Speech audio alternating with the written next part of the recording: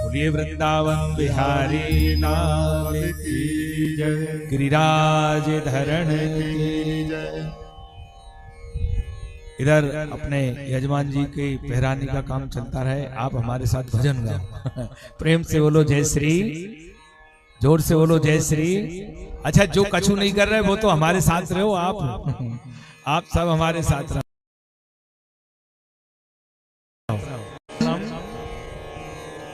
एक भजन और छोटा सा गाएंगे, उसके बाद अपन प्रसंग आगे बढ़ाएंगे।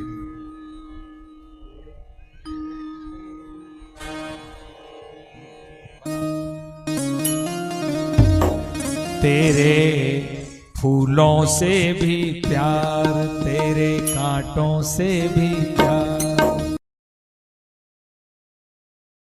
सभी जन से भी प्यार। तेरे जैसे आंधी आ रही रात में, वो भी बढ़िया है। दिन में कथा हो रही, वो भी बढ़िया है। हवन चल रहा है, वो भी बढ़िया है। तो हर स्थिति में अगर आप प्रसन्न हैं तो यही भगवान की भक्ति।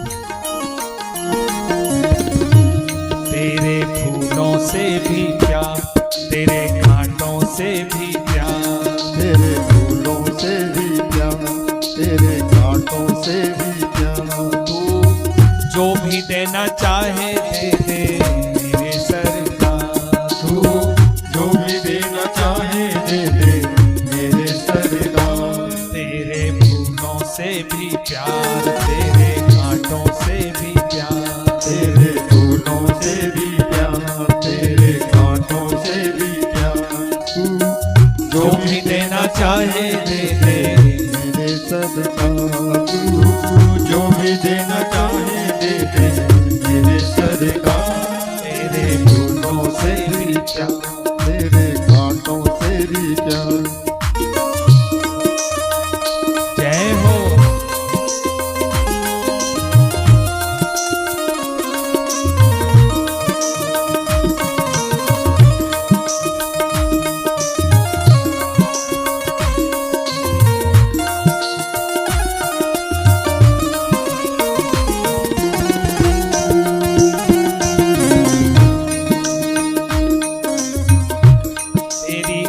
मर्जी में विधाता कोई छुपा बड़ा रहा, तेरी मर्जी में विधाता कोई छुपा बड़ा रहा।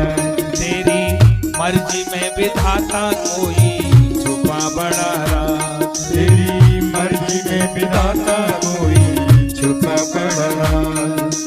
दुनिया चाहे हमसे रूठे ना हो नाराज, दुनिया चाहे हमसे रूठे ना हो नाराज। तेरा बंधन है बार बार, तेरा बंधन है बार बार। हमको कर ले तू स्वीकार, हमको कर ले तू स्वीकार। तेरा बंधन है बार बार, हमको कर ले तू स्वीकार। तेरा बंधन है बार बार, हमको कर ले तू स्वीकार। तू जो भी देना चाहे दे दे मेरे सरकार।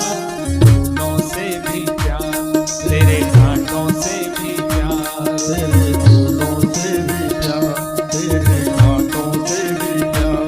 तू जो भी देना चाहे दे दे मेरे सरकार। जो भी देना चाहे दे दे मेरे सरकार।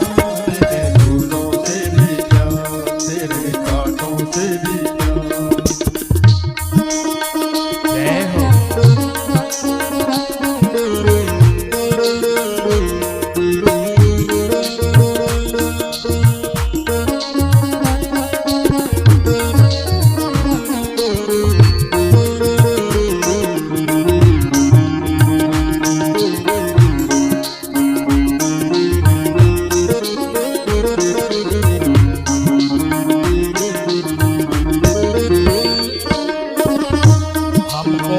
दोनों है पसंद तेरी रूप और छाँव, हमको दोनों है पसंद तेरी रूप और छाँव। हमको दोनों है पसंद तेरी रूप और, हमको दोनों है पसंद तेरी रूप और छाँव। दाता किसी भी दिशा में ले चल जिंदगी की नाव। दाता किसी भी दिशा में ले चल जिंदगी की नाव। दाता किसी भी दिशा में ले चल जिंदगी की नाव। दाता किसी भी दिशा में ले चल जिंदगी की नाव। चाहे हमें लगा दे पार, चाहे हमें लगा दे पार, या डुबा दे मझधार। या डुबा दे मझधार। चाहे हमें लगा दे पार, या डुबा दे मझधार। चाहे हमें लगा दे पार, या डुबा दे मझधार। तू जो भी देना चाहे दे दे मेरे सरकार। फूलों से भी प्यार, तेरे घाटों से भी प्यार, तेरे फूलों से भी प्यार, तेरे घाटों से भी प्यार। तू जो भी देना चाहे दे दे मेरे सरकार। तू जो भी देना चाहे दे दे मेरे सरकार। तेरे फूलों से भी प्यार, तेरे घाटों से भी प्यार। जय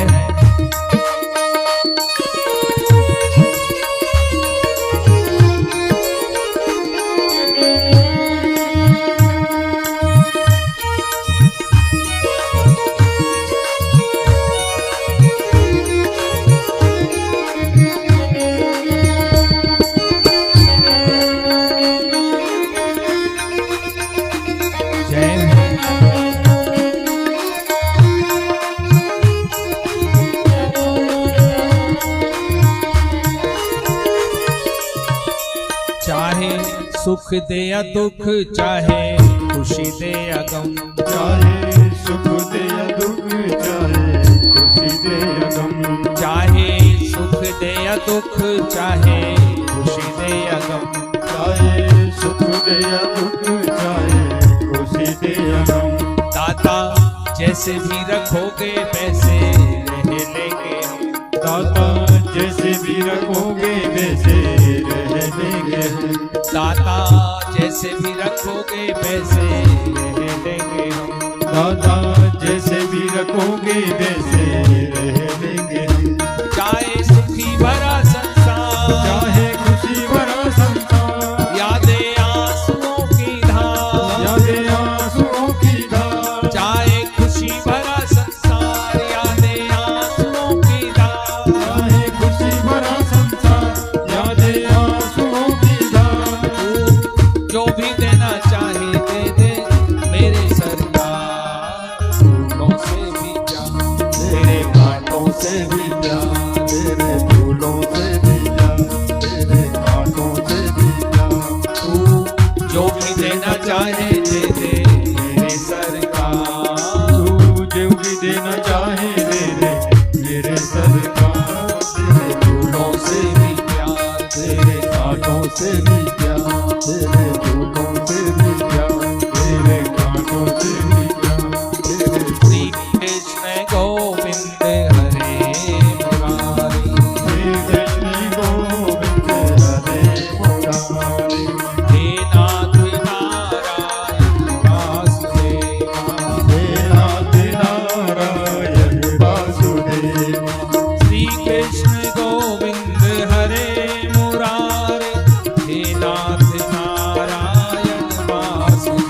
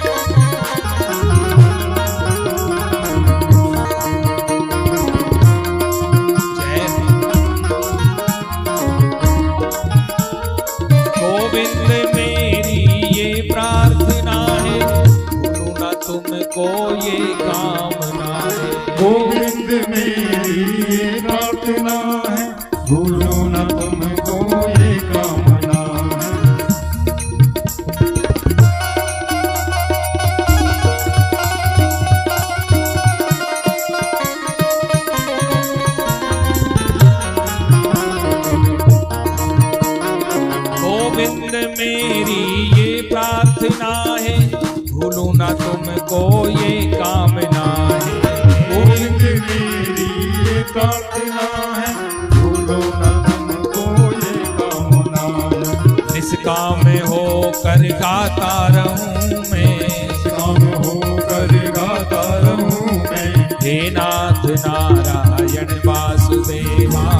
निष्काम हो कर गाता रहूं मैं, हे नाथ नारायण वासुदेवा। श्री कृष्ण गोविंद हरे मुरारी। हे नाथ नारायण वासुदेवा। कृष्ण गोविंद हरे मुरारी, हे नाथ नारायण वासुदेवा।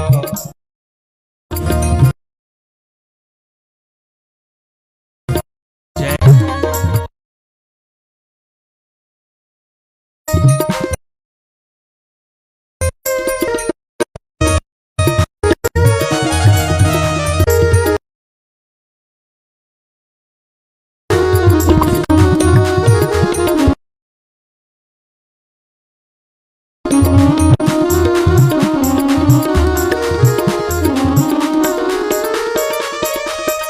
प्यारे जरा मन में ये तो साथ लाए और ले चलोगे।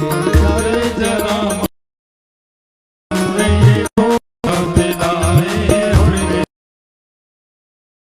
चलोगे। ये तो विचारो क्या साथ लाए और ले चलोगे। प्यारे जरा मन में ये तो विचारो क्या साथ लाए और ले चलोगे। जाता यही साथ सदा हमारे, जाता यही साथ सदा हमारे। हे नाथ नारायण वासुदेवा।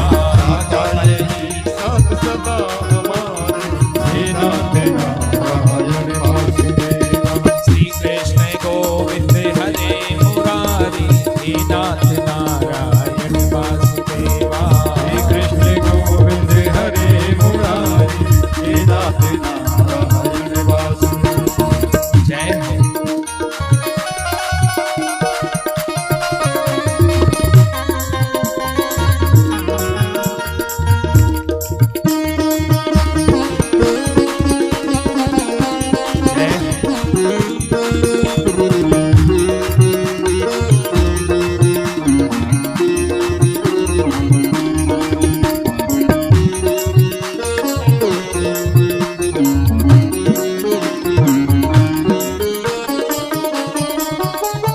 हे हंती काले तुम सामने हो, गौए चराते पंछी बजाते।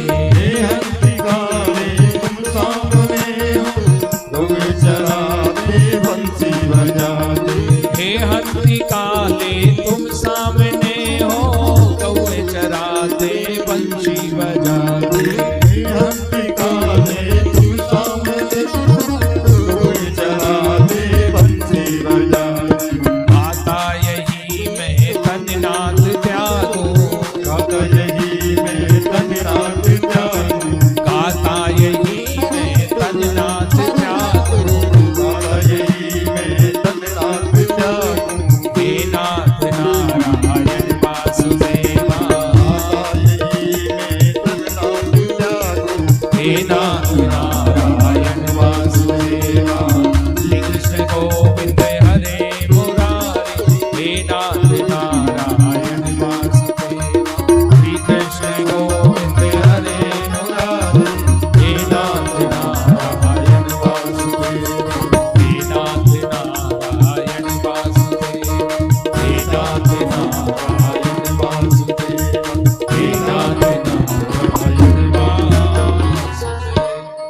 बोलिए गिरिराज धरण की जय। श्रीनाथ जी महाराज की जय। श्याम सुंदर श्री यमुने महारानी की की जय। श्री वल्लभाधीश की जय। गोसाई जी परम दयाल की जय। जय जय श्री राधे। पूजपाद प्रातः स्मरणीय श्रीमद् भागवत महापुराण जैसे पावन ग्रंथ के रचयिता परम श्रद्धेय व्यास जी महाराज के चरणों में सादर प्रणाम। महाराज सुखदेव जी के चरणों में सादर प्रणाम। जगत गुरु महाप्रभु वल्लभाचार्य जी महाराज के चरणों में सादर प्रणाम। हमारे उपस्थित सभी आचार्य जन, शास्त्री जन, विद्वत जन, संत जन, सभी को सादर प्रणाम।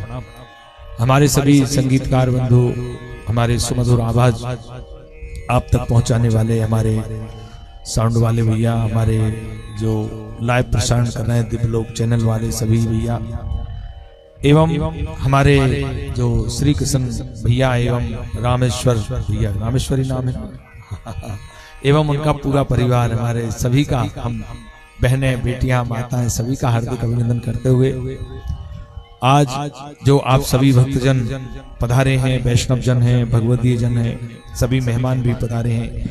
6 दिन नहीं बन पाई, लेकिन आज 7वें दिन जो आप आए हैं, तो आइए हम संक्षिप्त में आज भागवत कथा का सार जो है, कहते हैं कि खेत में हम 6 महीने मेहनत करते हैं, लेकिन अर्थ तो उसी से है जो मंडी में जाता है। तो आज वो मंडी वाला सामान है हमारे पास जो जाएगा। तो ये है कि एक तो सुदामा चरित्र की कथा आज सबसे महत्वपूर्ण मानी जाती है, क्योंकि सुदामा चरित्र की कथा को श्रीमद् भागवत का मस्तक कहा गया है। प्रहलाद चरित्र की जो कथा है उसे भागवत के चरणों के रूप में संत जन कहते हैं कि भागवत के चरण है, शरण गति का भाव है। उद्धव चरित्र चूंकि ज्ञान में भक्ति का लय हुआ तो वो हृदय है, हृदय में ही ज्ञान हो, हृदय में ही भक्ति हो। सुदामा चरित्र इसलिए कहा गया कि जिसमें कहीं पर भी भेद ना हो, छोटे बड़े का भाव ना हो, समानता का भाव हो, जिन संबंधों में मधुरता हो, जिन संबंधों में भाव हो, भाव से बनाए गए संबंध ही भगवान को प्रिय होते हैं, चाहे वो जगत से हो, चाहे ठाकुर जी से हो। भगवान कहते हैं कि जब भाव का भूखा हूं मैं, भाव ही इकसार है, भाव से भज लो मुझे, भव से बेड़ा पार है। अन्न धन और वस्त्र भूषण कुछ ना मुझको चाहिए, आप बन जाओ मेरे, यही मेरा सत्कार है। भाव जिस जन में नहीं उसकी हमें परवाह नहीं, भाव वाले भक्त का भरपूर मुझ पर भार है, और इसीलिए यहाँ होता मेरा अवतार है। कल हमने भगवान के विवाह की कथा सुनी, भगवान की संतति की कथाओं को हमने श्रवण किया। भागवत में एक बड़ी सुंदर कथा आती है कि परिवार में दाम्पत्य जीवन जो हमारा होता है, बोलो जय श्री कृष्णा, जय श्री। दाम्पत्य जीवन में थोड़ी बहुत खटपट होना भी आवश्यक होता है। भागवत के द्वारा आपसे कह रहे हैं, जैसे सब्जी में अगर मिर्ची नहीं हो तो आनंद नहीं आता, लेकिन मिर्ची कितनी हो जिसमें सब्जी का स्वाद नहीं बिगड़े। तो परिवार में भी जो एक हास प्रयास होता है, परिवार का भाव नहीं बिगड़े, इतना हास प्रयास हो। क्योंकि भगवान एक बार जब रुक्मिणी जी के भवन में गए, तो इस प्रसंग के द्वारा भगवान ने ये संकेत किया है। रुक्मिणी जी ने भगवान का बढ़िया स्वागत किया, खूब बढ़िया सुंदर आसन पर बिठाया, जलपान इत्यादि कराया। तो भगवान को मजाक करने की सूझी। भगवान ने कहा, रुक्मिणी आपने हमारे अंदर क्या ऐसा देखा जो शिशुपाल जैसे राजा को छोड़ करके, मैं तो ग्वाला था, गायें चराता था, वैसे भी मैं काला कलूटा हूँ, माखन की चोरी करता था, तुम एक राजकुमारी हो, राजा की कन्या हो, तो तुमने ऐसा मुझ में क्या देख लिया जो मुझसे विवाह किया? और अगर तुम सुखी नहीं हो, क्या कहते हैं भगवान कि रुक्मिणी जी अगर अभी तुम मुझसे संतुष्ट नहीं हो तो मैं तुम्हारे लिए कोई दूसरा राजकुमार देख लेता हूँ।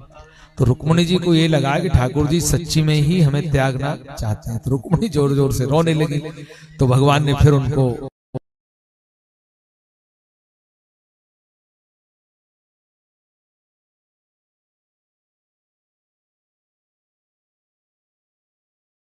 आश्वासन दे।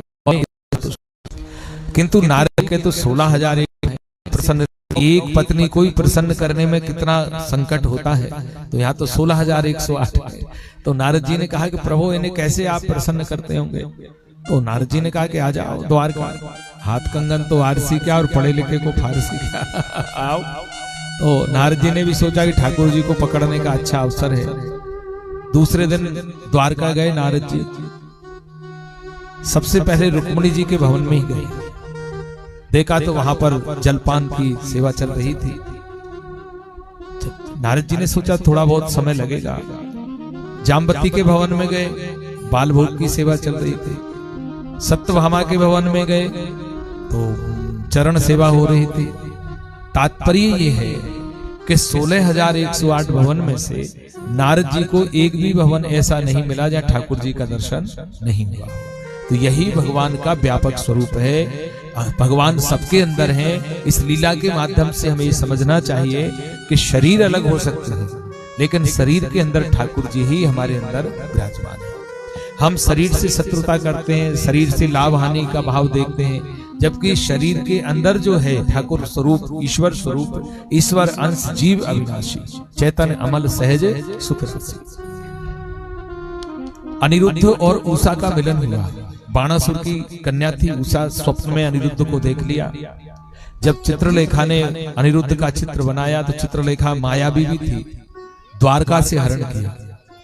उस समय बाणासुर और भगवान कृष्ण की सेना में युद्ध हुआ तो बाणासुर की तरफ से भगवान शिव की सेना ने यानी युद्ध की। बाणासुर की पराजय हुई, उषा अनिरुद्ध का विवाह हुआ। एक और कथा भागवत में बड़ी सुंदर आती है। एक करसु देश का राजा था पौंड्रक। उसने लकड़ी के हाथ लगा लिए कि मैं ही वासुदेव हूं। भगवान हंसे। उन्होंने कहा ये तो कलयुग का लक्षण है। कलयुग में अगर इंसान को थोड़ा बहुत सम्मान दे दो, प्रसिद्धि दे दो, तो भगवान बनने में देर नहीं करता। तो कलयुग में ये नकली भगवान बनेंगे। अब द्वापुर में तो मैं स्वयं ही वासुदेव हूं, कृष्ण हूं। तो उन्होंने करसु देश के राजा पौंड्रक का वध किया। इस प्रकार की ये लीलाएं श्रीमद् भागवत में बड़ी सुंदर सुखदेव जी ने वर्णन की। लेकिन सुखदेव जी कहते हैं कि परीक्षित, अब मैं तुम्हें जो कथा सुनाता हूं वो कथा एक ऐसे ब्राह्मण की है जो ब्राह्मण हर परिस्थिति में प्रसन्न है। और वास्तव में सुदामा चरित्र की कथा हमें शिक्षा देती है कि सुख में तो सभी प्रसन्न हो जाते हैं, लेकिन दुख में भी जो प्रसन्न है वही सुदामा है। परिस्थिति के अनुकूल अगर आप रह रहे हैं, छांव धूप, दिन रात, आना जाना, ये तो जीवन का एक चक्र है, चल रहा है चक्र। लेकिन हर परिस्थिति में जो आनंदित है, हर परिस्थिति में जो सहज है, हर परिस्थिति का जो आनंद लेता है वही सुदामा है। श्लोक देखिए कितना सुंदर है श्रीमद् भागवत का कि कृष्णस्य आसीत् सखा कश्चित् ब्रह्मणो ब्रह्मवित्तमा विरक्त इंद्रियार्थेषु प्रशांतात्मा जितेंद्रिया। विरक्त थे, और विरक्त का अर्थ होता है विषयों में रहकर भी उनकी कामना नहीं करना। हर व्यवस्था के अनुकूल अगर हमारा जीवन है, आप विचार करिए, कैसी भी व्यवस्था हो और उस व्यवस्था के अनुकूल हमारा जीवन है तो जीवन में आनंद है। अभाव भी होता है, प्रभाव भी होता है, आनंद भी होता है, दुख भी होता है। सुदामा हर स्थिति में प्रसन्न रहते, जितेंद्रिय थे। और जितेंद्रिय वो होता है जो इंद्रियों के अधीन नहीं होता, इंद्रियां उसके अधीन होती है। जैसे कान हमारे बस में, आपके कान बस में है आपके। जैसे कहीं लड़ाई की आवाज आई तो उधर कान जाते हैं, और अगर कान आपके बस में है तो नहीं उधर मत जाओ, उधर ही रहो, यहीं रहो। आंखें अपने बस में होना चाहिए। और सबसे बढ़िया तो यह है कि अपनी वाणी भी अपने बस में है। अगर आपकी वाणी आपके बस में है तो आप संसार के सबसे श्रेष्ठ पुरुष हैं। आपके हाथ, आपके पैर, 10 इंद्रिय, जितेंद्रिय वही होता है जो इंद्रियों को अपने कंट्रोल में रखता है। और इंद्रियों को कंट्रोल में वही रख सकता है जो अंतर्मुखी होता है। मनमुखी के बस में इंद्रियां नहीं होती, मन कहता है वहां इंद्रियां जाती हैं। लेकिन अंतर्मुखी होता है भगवदीय, श्री कृष्णा शरणम। जो अंतर्मुखी है, जो भगवदीय है, इंद्रियां उसके अनुकूल है, और जो वो कहता है वही इंद्रियां करती हैं। जो वो करवाना चाहता है वही इंद्रियां करना चाहता है। तो सुदामा भिक्षा मांगते, मिल जाती तो भी ठीक है, नहीं मिलती तो भी ठीक है, लेकिन धन है जब घर आते। क्योंकि घर में पत्नी अगर आपके अनुकूल है तब आपकी परिस्थिति अनुकूल होती है। बोलो जय श्री।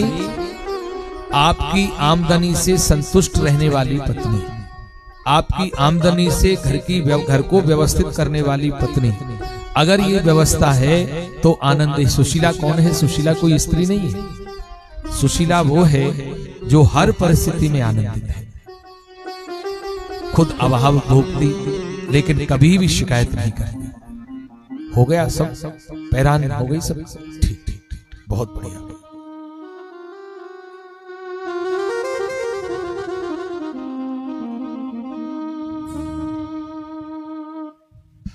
जय जय राधा रमण हरि बोल, जय जय राधा रमण हरि बोल, राधा रमण हरि बोल, जय जय राधा रमण हरि बोल। जैसे ही आपकी पैरान से आप सभी यजमानों से आग्रह है कि व्रत हो जाओ तो प्रणाम करके और फ्री हो जाओ, आरती में आना है आपको। जय राधा रमन हरि बोल, जय जय राधा रमन हरि बोल, जय जय राधा रमण हरि बोल, जय जय राधा रमण हरि बोल, जय जय राधा रमण हरि बोल,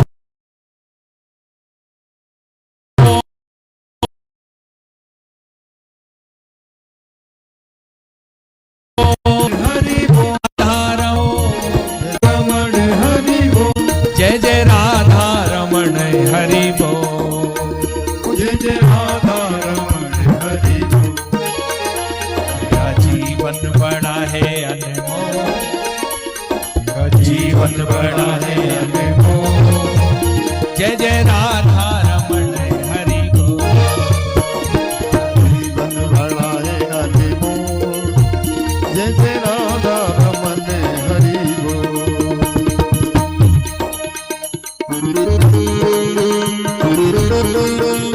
जय जय जय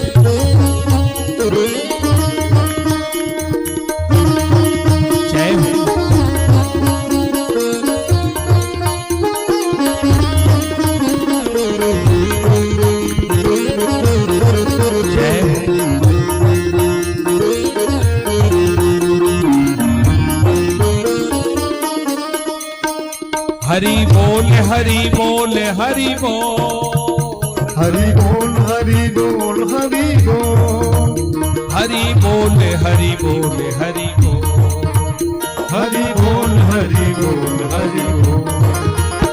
तेरा जीवन बड़ा है अनमोल, जीवन बड़ा है अनमोल, जय जय राधा रमण हरि बोल, जीवन बड़ा है अनमोल, जय जय राधा रमण हरि बोल, जय जय राधा रमण हरि बोल, जय जय राधा रमण हरि बोल, जय जय राधा रमण हरि बोल। बोलिए गिरिराज धरण की जय। आइए हम सभी सावधान चित्त होकर सुदामा की जो कथा है, कृष्णस्यासीत सखा कश्चित ब्रह्मणो ब्रह्मवित्तमा विरक्त इंद्रियार्थेषु प्रशांत आत्मा जितेंद्रिया। विरक्त का अर्थ होता है कि कभी कभी हमने आपने सभी ने देखा है कि व्यक्ति का पूरा जीवन व्यवस्था लगाते लगाते ही चला जाता है, जबकि व्यवस्था जो है वो हमारे लिए है, ना कि हम व्यवस्थाओं के लिए। एक तो सुदामा कभी भी व्यवस्थाओं के लिए नहीं रहे, जैसी व्यवस्था मिले, जैसी भिक्षा मिले, जो सिर्फ उन्हें प्राप्त हो जाए उसमें संतुष्ट थे। सुशीला भी उनकी पत्नी थी, वो भी संतुष्ट थी। 5 घर भिक्षा मांगते, एक घर से मिले तो भी संतुष्ट, 2 घर से मिले तो भी संतुष्ट, और किसी घर से नहीं मिले तो भी संतुष्ट। सबसे बड़ा जो सुदामा चरित्र का ये कथा का संकेत है वो है कि हर परिस्थिति में जो संतुष्ट है, चाहे वो आप हो, जाही विधि राखे राम ताही विधि रहिए, सीताराम सीताराम सीताराम। हर परिस्थिति में जो संतुष्ट है वो सुदामा है। सुशीला खुद भूखी रहती लेकिन कभी शिकायत नहीं की। सुदामा जानते थे कि घर में अभाव है, और अभाव भी कोई साधारण नहीं है। ओढ़ लेते हैं तो बिछाने का नहीं है, बिछा लेते हैं तो ओढ़ने का नहीं है। और वास्तव में गरीबी भी एक बड़ा अद्भुत समाज के लिए अभिशाप है। पैसे होते हैं तो हम सभी प्रसन्न रहते हैं, धन आ जाता है, भौतिक संपन्नता आती है, प्रसन्न रहते हैं। लेकिन जब अभाव में आप प्रसन्न हैं तो आप सुदामा हैं। परिस्थिति अनुकूल है तो प्रसन्नता रहना स्वाभाविक एक नैसर्गिक प्रक्रिया है, लेकिन परिस्थितियां प्रतिकूल हो जाएं और उन प्रतिकूल परिस्थितियों में भी आप विचलित ना हो। प्रतिकूलता, स्थिरता, जिसका स्थिरता है जिसके जीवन में, वही श्रेष्ठ है, वही सुदामा है। और जिसका जीवन अस्थिर है, थोड़े से प्रसन्न हो गया, थोड़े से दुखी हो गया, थोड़े में विचलित हो गया, थोड़े में ज्ञानी हो गया। सुदामा अपने घर में बैठते, रोज शाम का नियम था। सुशीला से कहते, सुशीला हमारे पास धन नहीं है, लेकिन तुम्हें पता है द्वारकाधीश मेरे मित्र हैं। शायद मुखिया का एक नियम होता है कि परिवार के सदस्यों में साहस का प्रवेश करे। कभी कभी मुखिया भी परिवार के सदस्यों को निराशा से भर देता है कि मैं तो कमा कमा के मरा जा रहा हूं, तुमने ये कर दिया, वो कर दिया। ये दायित्व मुखिया का नहीं होता है। मुखिया वही श्रेष्ठ होता है जो परिवार को साहस प्रदान करता है। ठीक है बेटा, हो जाएगा। जैसे घर में कोई बच्चा फेल हो गया स्कूल में, इतनी फीस जमा कर रहा हूं तो भी फेल हो गया, तो उस बच्चे को आपने निराशा से भर दिया। अगर वो अनुत्तीर्ण भी होता है तो उस बच्चे से कहिए कोई बात नहीं बेटा, अगले साल फिर प्रयास करना। ये होता है श्रेष्ठ व्यक्तियों का कर्तव्य। श्रेष्ठ वही होता है जो हर परिस्थिति में अपने परिवार को संयम, संतुलन बनाकर रखता है। किसी भी परिस्थिति में परिवार को विचलित ना दे। ये एक श्रेष्ठ परिवार की, श्रेष्ठ मुखिया की, श्रेष्ठ व्यक्ति की पहचान है। सुशीला हमेशा प्रसन्न रहती, सुदामा हमेशा उन्हें साहस देते, लेकिन जगत हमें निराश करता है। आज भी आप कोई अच्छे कार्य का विचार करो तो 80% व्यक्ति तो तुम्हें निराशा से भरेंगे। आप कहो कि मैं गुना में व्यापार करना चाहता हूं, तो यही कहेंगे अरे कुछ नहीं रकबा, ये है, कंपटीशन बहुत हो गया। मुश्किल से 20% व्यक्ति होंगे जो आपके अंदर साहस प्रदान करेंगे। आज सुदामा चरित्र की कथा से आपसे यही व्यासपीठ के माध्यम से अपेक्षा है कि अगर आप किसी को साहस नहीं दे सकते, संबल नहीं दे सकते, तो उसके अंदर निराशा मत भरिए, क्योंकि उसके साहस को तो हम कम कर रहे हैं। तो ये भी तो अपराध की श्रेणी में आता है। कोई व्यक्ति कैसे अपने आप को एक साहस बना के अपने परिवार को चलाने के लिए, घर को चलाने के लिए अपने अंदर साहस भरना चाह रहा है, और हम अगर उसके अंदर निराशा भर रहे हैं। कुछ मोहल्ले की स्त्रियां थीं, एक दिन सुदामा के घर आई। सुदामा नहीं थे, भिक्षा मांगने गए थे। अब सुशीला का जीवन सादा था, वस्त्र भी उनके पुराने थे, फटे हुए भी थे, घर में भी अभाव था। तो मोहल्ले की स्त्रियों ने देखा ये सुशीला सुदामा जैसे विद्वान की पत्नी, सुदामा जो सांदीपनि ऋषि के आश्रम में द्वारकाधीश श्री कृष्ण वासुदेव के साथ विद्या अध्ययन किया हो। सुशीला, ये घर की क्या हालत बना रखी है तुमने? सुशीला ने पूछा, क्यों ऐसे रहते हो तुम? घर में ना कोई व्यवस्था है, ना कोई ढंग के वस्त्र है, ना ओढ़ने के, ना बिछाने के। तो सुशीला कहती कि हमारे घर की आय ही इतनी है। तो मोहल्ले की स्त्रियों ने कहा, आय इतनी है, लेकिन सुशीला तुम्हारे तो पति द्वारकाधीश के मित्र हैं, तो तुम उन्हें द्वारका क्यों नहीं बेचते? सुशीला को भी लगा कि शायद इन मोहल्ले की स्त्रियों की बातों में सच्चाई है कि अगर मेरे पति द्वारका चले जाएं तो ये घर में जो अभाव है, परेशानी, ये शांत हो जाएगी। तो शाम को जब सुदामा आए तो सुशीला उदास बैठी हुई थी। सुदामा ने देखा कि जो प्रतिदिन प्रसन्न रहने वाली थी और आज दुखी है, उदास है, तो सुदामा को थोड़ा आश्चर्य हुआ। सुदामा सुशीला के पास गए, सुशीला क्या हुआ? तो सुशीला के नेत्रों में आंसू छलक पड़े कि स्वामी, अब ये अभाव सहन नहीं होता। लक्ष्मी पति जिसके सखा, उसे विपत्ति क्यों होए। लक्ष्मी के पति आपके मित्र हैं, जिनकी कृपा कटाक्ष से दर्द रहे ना को। देखो देखो नाथ, बसन तन पर नहीं है।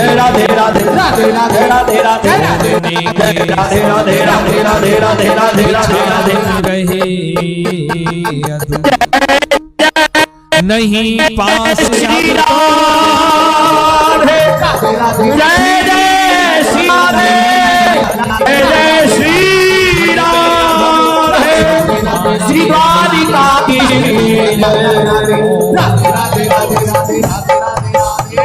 आप द्वारका क्यों नहीं? गुरुदेव कृपा करके। ठीक है, बोल दो ना। ये सब हम सहन कर लेते, लेकिन अब तो मुट्ठी भर अन्न भी नहीं बचा। क्यों?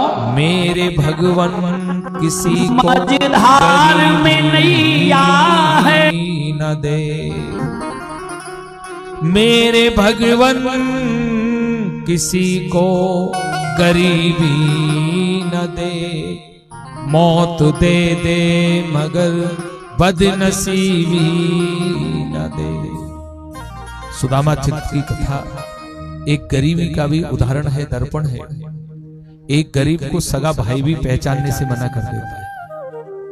आज हमारे समाज की स्थिति यह है कि अगर कोई महंगी गाड़ी में आए, महंगे वस्त्र पहनकर आए, भले ही पहचान का नहीं है तो भी उसे सोफे पे बिठाएंगे, ठंडा जल पिलाएंगे फ्रिज का, और अपना ही है कोई फटे वस्त्रों में आए तो बेचारे से हम चटाई की भी नहीं पूछते कि चटाई पे बैठ जाए।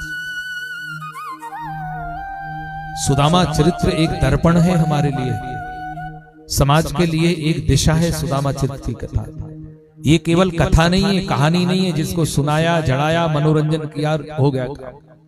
सुदामा चरित्र, जब सुदामा ने कहा कि सुशीला तुम कह रही हो मुझसे मैं द्वारका जाऊं, मैं पूरे जगत को शिक्षा देता हूं, अरे धन की आवश्यकता तो औरों को आती है, ब्राह्मण तो जो धर्म की रक्षा करे, धर्म का कार्य करे, प्रतिफल में जो उसे प्राप्त हो वही उसकी आजीविका चलाती है, वही उसकी आजीविका का साधन है। तुम कहती हो मैं द्वारका जाऊं, द्वारका जाओ, द्वारका जाओ। सुशीला, अगर तुम्हारे कहने से मैं द्वारका चला भी जाऊं तो मेरे मित्र हैं, और मित्र के यहाँ कभी खाली हाथ नहीं जाते। जैसे बेटी के यहाँ जाओ, माता पिता के यहाँ जाओ, अपने बड़ों के यहाँ जाओ तो कुछ ना कुछ हमें लेकर जाना चाहिए। सुशीला, सुपारी तो दूर की बात है, मेरे पास तो देने के लिए 4 चावल भी नहीं है। ठीक है, तुम्हारे कहने से अगर मैं द्वारका चला भी जाऊं, क्या लेकर जाऊं? सुशीला ने कहा मैं लेकर आती हूं कुछ, मैं व्यवस्था करती हूं। कि पत्नी वही होती है जो पति अगर अभावग्रस्त है, पति और पत्नी का संबंध ही है ये महाराज।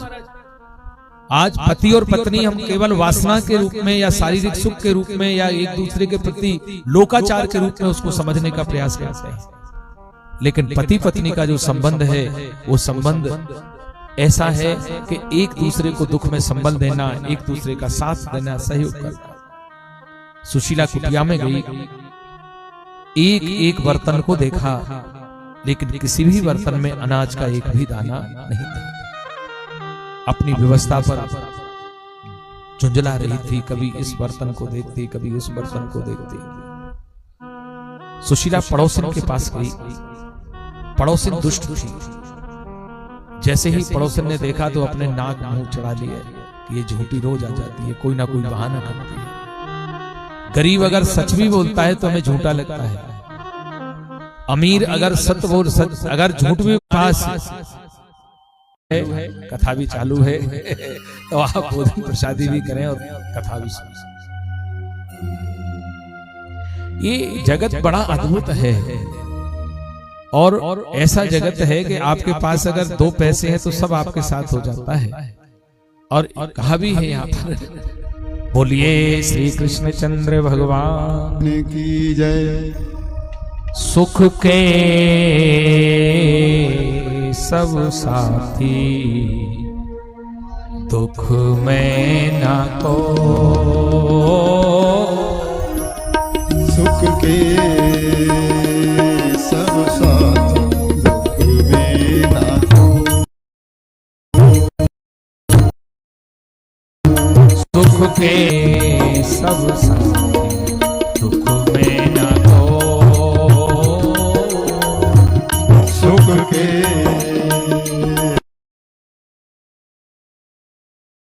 सब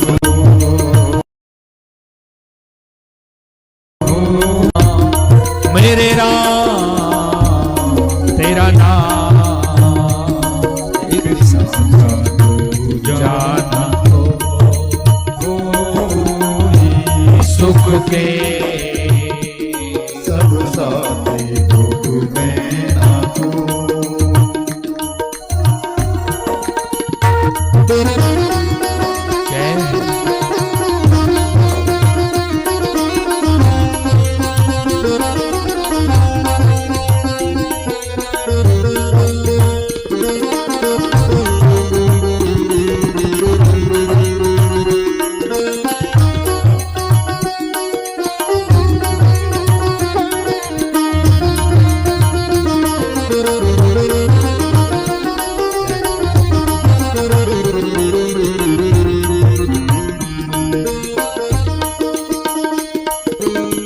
जीवन आनी जानी छाया, जीवन आनी जानी छाया, झूठी माया झूठी काया, झूठी माया झूठी काया, फिर काहे को सारी उमरिया,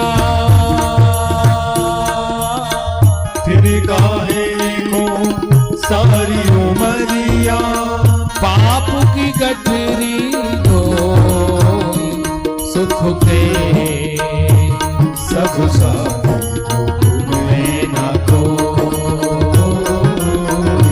मेरे राम तेरा नाम एक साझा दूजा ना कोई, सुख के सब साथी तुम्हें ना को।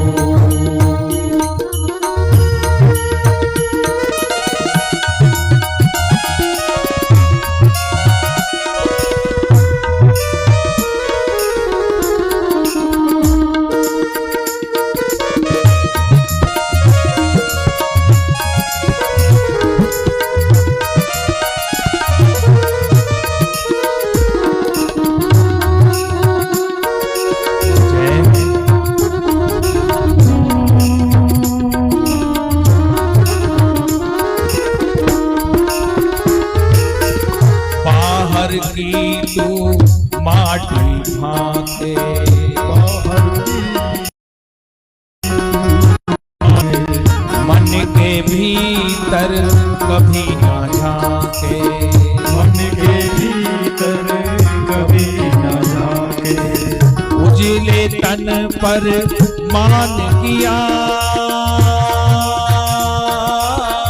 उजले तन पर मान किया, और मन की मैल न धोई, सुख के सब तुम्हें ना को। मेरे राम तेरा नाम एक साथ या ना को, सुख के सब साथी तुम्हें ना को। जय हो।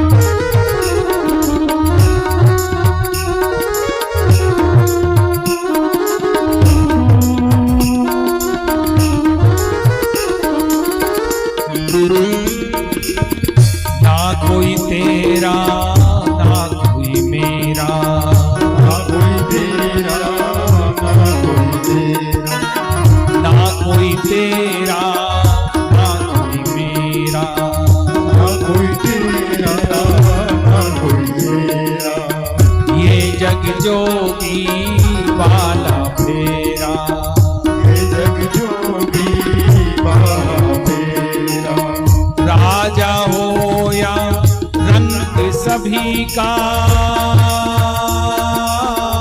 राजा हो या रंग सभी का, अंत एक सा हो सुख के सब में ना हो।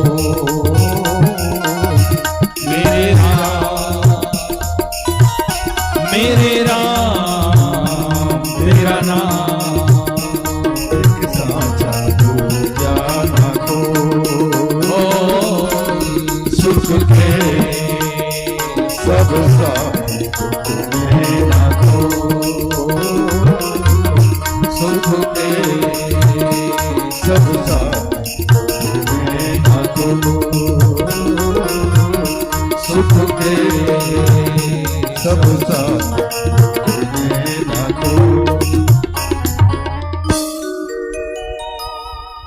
जब हमारे पास संपन्नता होती है तो बिना पहचान का भी हमसे संबंध बनाने लगता है, लेकिन जब विपत्ति होती है तब हमें जगत का पता चलता है कि कौन हमारा है और कौन हमारा नहीं है।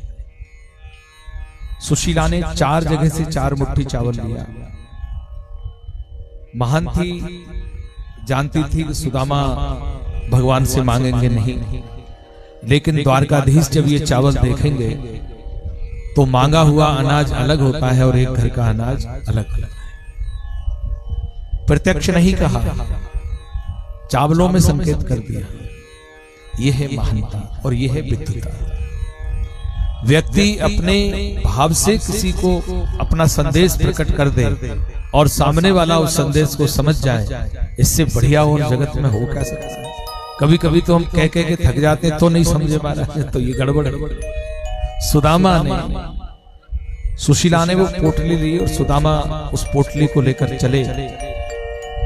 पोरबंदर ऐसी कहा जाता है कि जो महात्मा गांधी का जन्म स्थान है पोरबंदर, द्वापुर तक यही सुदामा के नगर से प्रसिद्ध था, जहां हमारे भाई श्री रमेश भाई ओझा जी का बहुत बड़ा गुरुकुल चलता है। कम से कम 5-6 हजार बच्चे वहां अध्ययन करते हैं। पोरबंदर और द्वारका दोनों समुद्र के किनारे से हैं। तो सुदामा जैसे ही अपने नगर से द्वारका जाने लगे तो रास्ते में एक खाड़ी आ गई, जो समुद्र की खाड़ी थी, बड़ी गहरी थी। लेकिन कहते हैं कि जीव जब भगवान के ओर जाता है और रास्ते में ये ममता माया की खाड़ी आती है तो इस खाड़ी से भी भगवान ही निकलते हैं। भगवान ने एक छोटे बालक बनकर आए, नौका में बिठाया, सुदामा को खाड़ी से निकाला।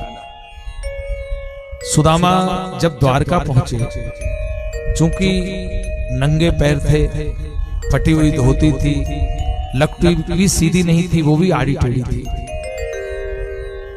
जब द्वारका का ऐश्वर्य देखा तो अपने आप को वो उपेक्षित सा महसूस करने लगे। पूछते पूछते भगवान के भवन के सामने पहुंचे। द्वारपालों ने रास्ता रोक दिया। कौन हो बाबा, कहां जा रहे हो? मैं सुदामा। कहां जा रहे हो? कि मुझे तुम्हारे द्वारकाधीश से मिलना है। तो द्वारपाल कहने लगा, कौन हो, क्या लगते हो? तो सुदामा कहने लगे कि हम गुरुजी के यहाँ साथ साथ पढ़े थे, मित्र हैं बचपन के। तो द्वारपाल ने कहा कि पागल हो पागल हो, एक फटी हुई धोती पहनकर कहते हो कि मैं मित्र हूं, क्या पागल खाने से आ रहे हो? सुदामा ने कहा, एक बार कह दो। सुदामा आया है और अगर वो मना कर देंगे तो मैं यहीं से वापस चला जाऊंगा। अगर उन्होंने मना कर दिया तो मैं यहीं से वापस चला जाऊंगा। द्वारपाल चूंकि ठाकुर जी का था, मन में दया थी, प्रेम था, सुदामा के भाव को समझ चुके थे कि ये झूठ नहीं बोल रहे। एक हमें इस प्रसंग से शिक्षा मिलती है कि दिन भर हम कई व्यक्तियों से मिलते हैं, लेकिन व्यक्ति के चेहरे के भाव को अगर हमने पढ़ लिया तो हमें सच्चे और झूठे का पता चल जाता है, कौन तो नकली है, कौन असली। ये भी एक साइकोलॉजी है। तो पहरेदार ने सुदामा के चेहरे को देखा, सुदामा के भाव को पढ़ा और अंदर गए और भगवान के हाथ जोड़े। किसी से पगा ना जगा तन में प्रभु, जाने को आही बसो के ही गामा। धोती फटी सी लटी दपुटी और पाए उबाने ही को नहीं सामा। द्वार खड़ो द्विज दुर्बल एक, रयो चक देख वसुधे अभिरामा। पूछत दीन दयाल को धाम और आपनो नाम बतायो। जैसे ही सुदामा कहा तो भगवान कहते हैं कि एक कदम अगर आप सच्चे बढ़ाते हो तो बाकी 99 कदम दौड़कर मैं आता हूं। भगवान का कहीं मुकुट गिर गया, कहीं उनके चरणों पैरों की कड़ाऊं गिर गई, कहीं उनका कुंडल गिर गया, कहीं दुपट्टा गिर गया। सुदामा के पास पहुंचे, सुदामा को आलिंगन में लिया। भगवान की आंख से आंसू आ गए कि ऐसे बेहाल विवाइन सो, पग कंटक जाल लगे पुनी जोए।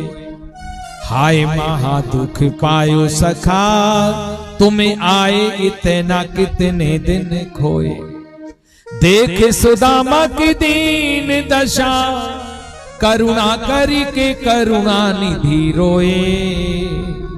पानी पर हाथ के हाथ छुओ नहीं, नैनन के जल सो पग धोए, पानी परात के हाथ छुओ नहीं, नैनन के जल सो पग धोए। परात में जल रखा था, लेकिन भगवान ने उसको हाथ नहीं लगाया और अपने आंसुओं से सुदामा के चरण धो दिए। सुदामा को उठाया, अपने भवन में लेकर आए और सिंहासन पर बिठा दिया। रुक्मिणी जी को आश्चर्य हुआ कि ये फटा हुआ दीनहीन ब्राह्मण, वस्त्र भी गंदे हैं, धूल धूसरित बदन हो रहा है। स्वामी कौन है ये? भगवान ने कहा मित्र है मेरा, प्रणाम करो, ब्राह्मण है। रुक्मिणी जी को बड़ा आश्चर्य हुआ, आज तक ऐसा अद्भुत मित्र नहीं आया, विचित्र मित्र नहीं आया था। ये मित्र है जिसके ढंग से वस्त्र नहीं है, जिसके पैरों में कुछ नहीं, धूल धूसरित बदन है, मिट्टी से सना हुआ है। तो भगवान कहने लगे मित्रता ही तो है जो छोटे और बड़े का भेद नहीं करती, जो जात पात के बंधन में नहीं, ऊंच नीच के बंधन में नहीं। सबसे बड़ा मित्रता का यही भाव है कि जो किसी भी भेद में ना बंधे।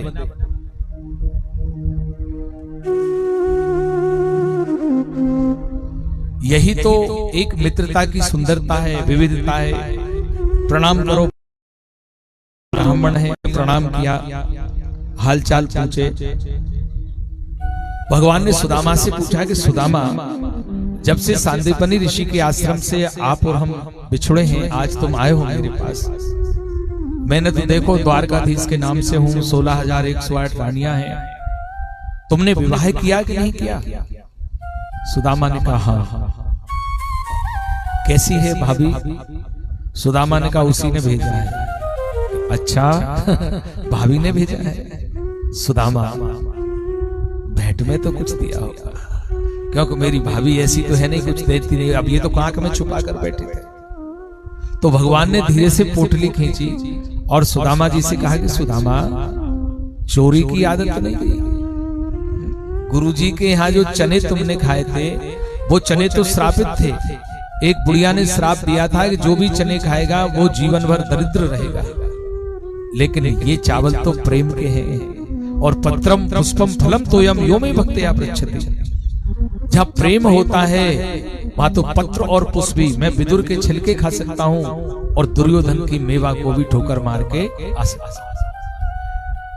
भाव का भूखा हूं मैं, भाव ही एक सार है। भाव से भज लो मुझे, भव से बेड़ा पार है। अन्य धन और वस्त्र भूषण कुछ न मुझको चाहिए। आप बन जाओ मेरे, यही मेरा सत्कार है। भाव जिस जन में नहीं, उसकी हमें परवाह नहीं। भाव वाले भक्त का भरपूर मुझ पर भार है, और इसीलिए होता मेरा अवतार है। भगवान ने पोटली की गांठ खोली और जैसे ही चावलों की तरफ देखा तो सुशीला का चेहरा दिखा दिया। हे द्वारकाधीश, मैं जानती हूं मेरे पति आपसे मांगेंगे नहीं, लेकिन श्री कृष्ण इन चावलों में देख लेना कि हमारे घर का दर्द क्या है। हमारे घर ये मांगा हुआ चावल है, घर का चावल भी नहीं है। भगवान ने सुदामा की तरफ देखा कि ब्राह्मण कैसा है, कोई अपेक्षा नहीं। और सुदामा का भी इतना सुंदर भाव था कि श्री कृष्ण भिक्षा मांग लूंगा तुझसे थोड़ी मांगूंगा। सुदामा की कथा हमें कर्मशील बनाती है, भाग्यशील नहीं बनाती। ये भी आप विचार करिएगा। जिसका कर्म श्रेष्ठ है, जिसको अपने कर्म का अभिमान है, वो जगत में कभी भूखा रह नहीं सकता। भगवान कहते हैं कर्मशील व्यक्ति जो होता है उसे मैं देखता हूं। जब कर्म श्रेष्ठ होता है तब हमारे जीवन में आनंद की अनुभूति होती है। भगवान ने विश्वकर्मा को बुलाया। ये ब्राह्मण बैठा है, विश्वकर्मा से कहा। विश्वकर्मा जी ने कहा हाँ मेरा मित्र है। विश्वकर्मा ने कहा ऐसा मित्र, एक फटी हुई धोती, ऊपर कोई वस्त्र नहीं, धूल धूसरित बदन, बालों में मिट्टी लगी है, नाखून बड़े हुए हैं, दांत पीले हैं। प्रभु ये मित्र है आपका? भगवान ने कहा ये ही मेरा मित्र है। ठाट वाट वाला तो ठाट वाट में रह जाता है, रहता है कि नहीं रहता? मेरा मित्र तो वही होगा जो सहज होगा। निर्मल मन जन सो मोहि पावा, मोह कपट चल छिद्र छिपावा। विश्वकर्मा को आश्चर्य हुआ और जैसी द्वारका थी वैसा ही सुदामा का नगर की रचना करने चले गए। प्रत्यक्ष में नहीं दिया भगवान ने, क्योंकि प्रत्यक्ष में सहायता देना भी किसी के सम्मान को, उसको वो एहसान में दबेगा या नहीं दबेगा। तो इस प्रसंग से सुदामा की कथा से एक शिक्षा ये भी मिलती है कि अपने को अप्रत्यक्ष रूप में सहायता करें। अपना कोई है उसे प्रत्यक्ष सहायता करोगे तो एहसान में दबेगा। भगवान ने प्रत्यक्ष सहायता नहीं करी, विश्वकर्मा से कहकर अप्रत्यक्ष सहायता करवाई। 7 दिन रहे, भोजन करवाया, बढ़िया भोजन करवाया, बढ़िया कक्ष में ठहराया, ओढ़ने बिछाने की व्यवस्था। द्वारकाधीश थे, किसी भी चीज की कमी थी ही नहीं, किंतु दिया कुछ नहीं कि दूंगा तो ये गड़बड़ करेगा। सुदामा ये सोचने लगे कि खाने पीने की तो बढ़िया व्यवस्था है, लेकिन धोती तो वही है, वही धोना, वही निछोना, वही सुखोना। सुदामा सोचने लगे कि शायद जाऊंगा तब कुछ देगा, क्योंकि ब्राह्मण को तो बाद में ही संभाल। 7 दिन हो गए, मैं जाऊं? भगवान ने कहा आपको जाना चाहिए। सुदामा ने सोचा समझे हाँ कुछ तैयारी तो करेगा, क्या रे मैं जाऊं? भगवान ने कहा मन में तो लड्डू है, लेकिन मांगेगा नहीं तब तक फूटी कौड़ी नहीं दूंगा। और सुदामा का भाव क्या था कि भीख मांग लूंगा, तुझसे थोड़ी मांगूंगा। और यही हमारी संकेत है ताकत का। भगवान के मंदिर में भी जाओ तो उसके प्रणाम करो, लेकिन उससे मांगो अपना। अगर आपका कर्म श्रेष्ठ होगा तो इसको भी तुम्हें देना पड़ेगा। जिनका जो कर्मशील होते हैं, जो कर्म पर विश्वास रखते हैं, वो कभी किसी से अपेक्षा नहीं करते, यहां तक कि वो भगवान से भी अपेक्षा नहीं करते। भगवान से भी अपेक्षा हम तब करते हैं जब अकर्मण्य बन जाते हैं। आप कर्मशील बनिए, और जिनको अपने कर्म का साहस है, कर्म की ताकत है। भगवान कृष्ण स्वयं कहते हैं कि कर्मणा जायते जंतु कर्मणा विलीते सुखम दुखम भयम क्षेमम कर्मणैवाभिधत्ते। सुदामा को विदा किया। सुदामा रास्ते में जा रहे थे, सोच रहे थे कि कितना बढ़िया मित्र है मेरा, धन दे देता तो मैं उसे भूल जाता, इसलिए मुझे नहीं दिया। तात्पर्य कुछ नहीं मिला तो भी बुरा नहीं सोचा। हमें तो कोई 500 रुपए नहीं दे तो डेरा नहीं पहुंचे, इसके पहले तो 10 बार तो देखा था, ऐसा था, वैसा था, ऐसा था। लेकिन धन है आज उनके लिए। और इस कथा से ये शिक्षा मिलती है, क्या पता क्या परिस्थिति है इसलिए हमें प्राप्त नहीं हुआ। तो सुदामा यही कहते कि धन्य है मेरा द्वारकाधीश। लेकिन जब अपने नगर में पहुंचे और जैसे ही उन्होंने ठाट बाट दे के सुशीला खूब हट्टी कट्टी हो चुकी थी, 16 श्रृंगार किए हुए, नए वस्त्र आभूषण, सुदामा ने देखा कि चेहरा मोहरा तो मिल रहा है सुशीला जैसा, लेकिन वो तो गरीब ब्राह्मणी थी, दुबली पतली थी, फटे हुए वस्त्र थे। तो सुदामा सोचने लगे कि शायद कोई उसकी मिलने वाली होगी, बहन वगैरह आई होगी। सुदामा के हाथ में पूजन की थाली थी, एक क्षमा करें, सुशीला के हाथ में पूजन की थाली थी। कुछ स्त्रियां थी साथ में, और इतना सुंदर भाव कि सुदामा ने देखा कहीं मैं भूल भटक कर द्वारका में तो नहीं आ गया। सुदामा मंदिर देख डरे, मंदिर देख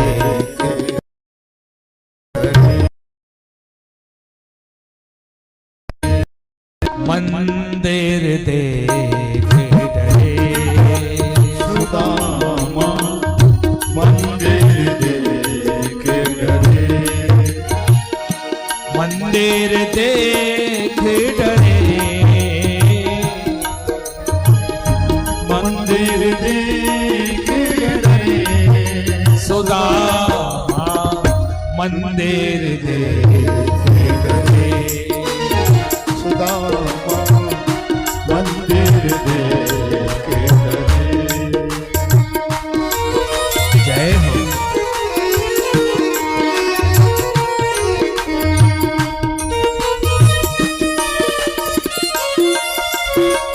जय हो।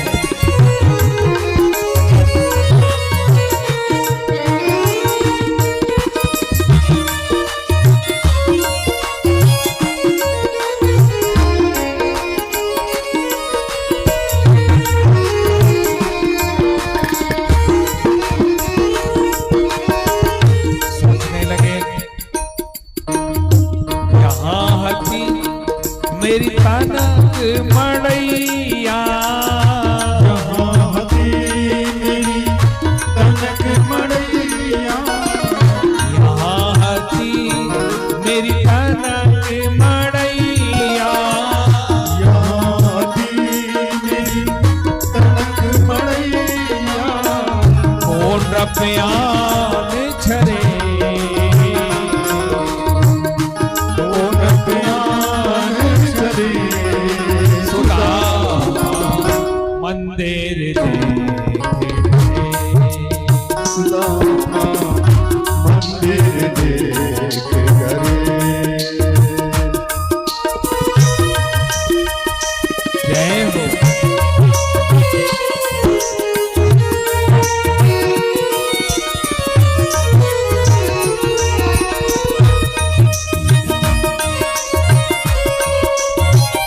जय हो।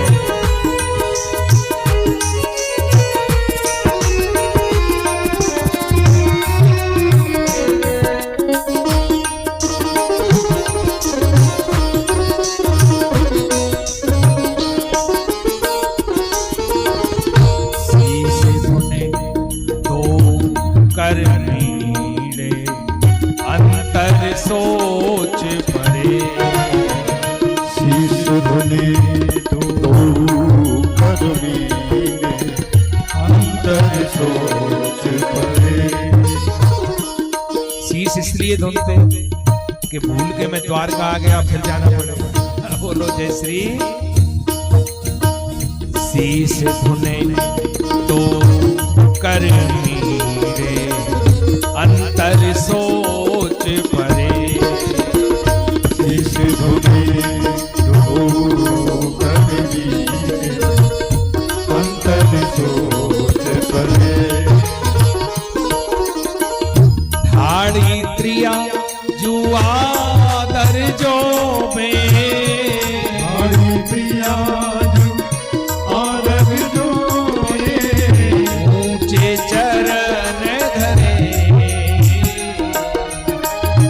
ऊंचे चरण धरे, सुदामा मंदिर दे,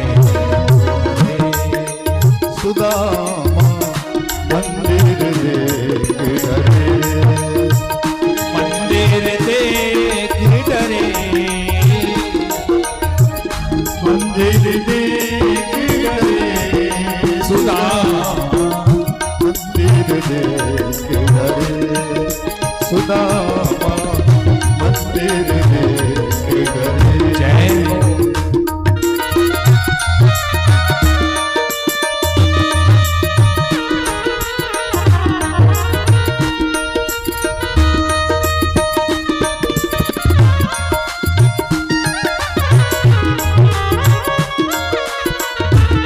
जय हो।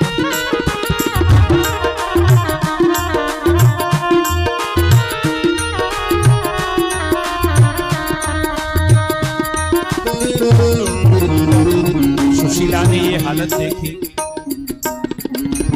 सुशीला हंसने लगी,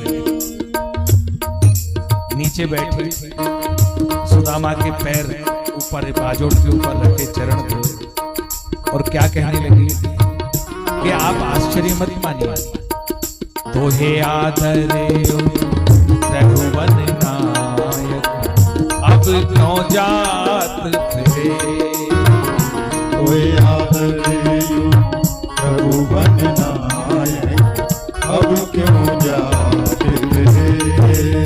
उन्हीं द्वारकाधीश की कृपा है और उन्हीं ने ऐश्वर्य हमें प्रदान किया है।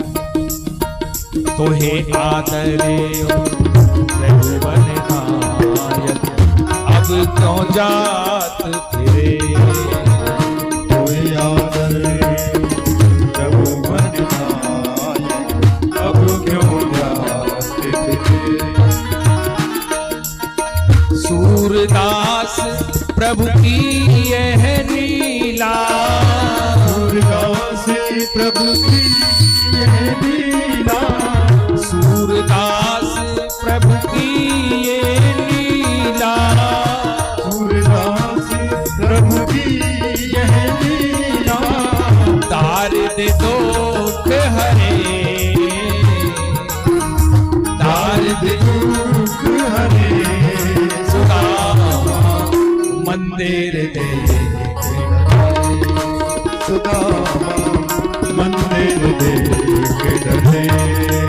सुदामा मंदिर देख डरे, सुदामा मंदिर देख डरे, मंदिर देख डरे,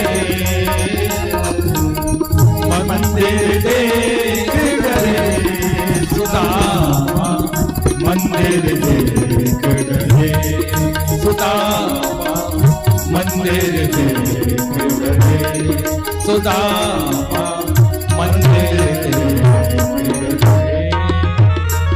बोलिए वृंदावन बिहारी लाल की जय। सुदामा को ऐश्वर्य की प्राप्ति हुई और सुखदेव जी महाराज कहते हैं कि जब हम ये सदा सुदामा चरित्र की कथा सुनते हैं, इसका पाठ करते हैं, एतद ब्रह्मण्य देवस लब्ध भावो भगवती कर्म बंधान मोचते। परीक्षित, जो सुदामा चरित्र की कथा सुनते हैं, जो इसका पाठ करते हैं, उनकी दरिद्रता हमेशा के लिए नष्ट हो जाती है और भगवत कृपा उन्हें प्राप्त होती है। तत्पश्चात श्रीमद् भागवत में बड़ी अद्भुत कथाएं आती हैं। नरकासुर एक राक्षस था जिसने भगवान शंकर से वरदान मांगा कि जिसके सिर पे हाथ रखूं वो भस्म हो जाए। पार्वती के ऊपर कुदृष्टि थी तो वो भगवान शंकर के हाथ माथे पे ही हाथ रखने का उसने प्रयास किया, उद्यम किया। तो भगवान विष्णु ने पार्वती का रूप बनाकर उससे कहा कि मैं ही पार्वती हूँ और तुम पर प्रसन्न हूँ, तुम्हें मेरे साथ नृत्य करना पड़ेगा और मैं जो मुद्राएं करूं वो तुम्हें करना पड़ेगा। तो नरकासुर ने सोचा कि शायद ये पार्वती है। तो भगवान विष्णु की माया में कौन नहीं फंसा। जब नारद बंदर बन सकते हैं तो बेचारा भस्मासुर तो वैसे ही राक्षस था, क्योंकि भगवान की माया से बचना भी असंभव है और भगवान की माया से केवल सत्संग, केवल भगवान की शरण गति में रहकर ही बचा जा सकता है। और इसीलिए अपन ये जो 7 दिन का ऐसी गर्मी में आप बैठे हुए हो, आज तो खैर समापन है, ठीक है, आज तो आना ही था, आपको नहीं भी आए होंगे तो, लेकिन 6 दिन जो आए हो वो ऐसी भयंकर गर्मी है, तो ये भगवान के प्रति भाव लगा भी तो रहा होगा। तो भगवान कहते हैं शरण गति होती है, जब भाव होता है तभी मेरी कृपा आपको प्राप्त होती है और माया से बचा जा सकता है। नरकासुर की कथा आती है, सुभद्रा हरण की कथा है श्रीमद् भागवत में। जगन्नाथपुरी में सुभद्रा जी, बलराम जी और भगवान कृष्ण का ही मंदिर है। सुभद्रा अर्जुन से प्रेम करती थी, लेकिन बलराम जी दुर्योधन के साथ विवाह करना चाहते थे। भगवान ने सोचा कि दुर्योधन से अगर विवाह होगा तो जो ये लीला है इसमें थोड़ी अव्यवस्था हो जाएगी, क्योंकि महाभारत होना है और दुर्योधन बहनोई बना तो फिर महाभारत में सब उल्टा पुल्टा हो जाएगा। तो चातुर्मास के समय जब पिंडारक तीर्थ में अर्जुन आए, बलराम जी थे नहीं, अर्जुन को द्वारका बुलाया और अपनी सह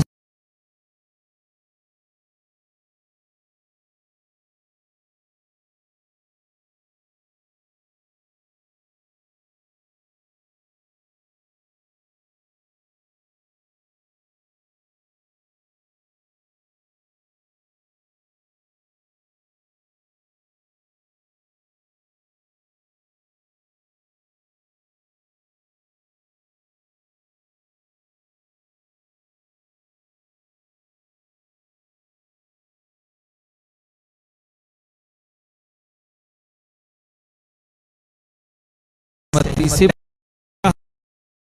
भगवान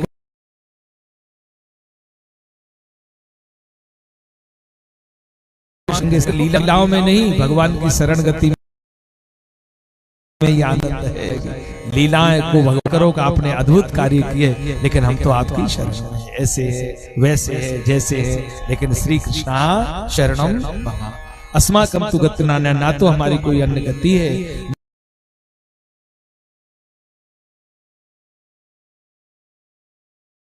कोई अन्य मारे। 6 पुत्र जिन्हें कंस ने मारा था वो